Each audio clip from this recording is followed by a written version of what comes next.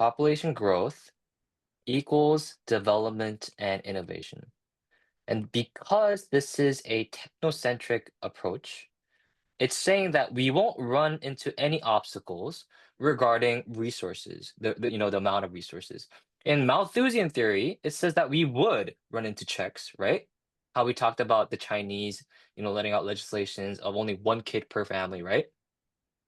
Providing each family adequately of food resources because we do not have the enough resources on Earth to provide for everyone, right? That was Malthusian. But in Bozer's theory, because it's a technocentric approach, it's saying that as the population grows, so will our technology, and our technological innovations will prevent us from running into any obstacles concerning the amount of resources present in our world. So our capacity to produce resources, like oil or food, we won't run into them. That won't be a problem as technology will evolve and develop as population grows.